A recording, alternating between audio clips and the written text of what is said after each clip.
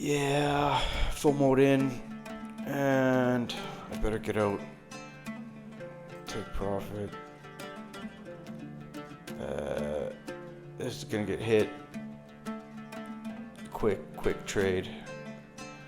I just sat down. I saw the chart. I saw the switchback trading pattern, SBT. Look at that. That's textbook. So right there, look at that. Broke above the 25% retracement once. Okay, came back down. Came up, there you go. Close above the EMA, it's above the 25. Enter there. Could have taken TP1 there, profit. Would have either got stopped out there if you had your stop to break even, or if you held your stop. Then you would have hit TP. There we go, TP2, and I just got tagged at TP3.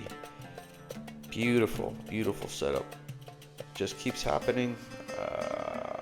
It's just love it.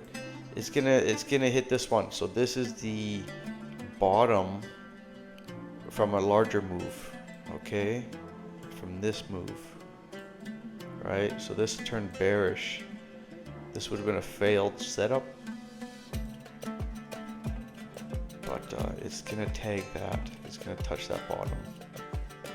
And I'll stop the video here because it's late, tired, and I'll show you that it tagged 601 later.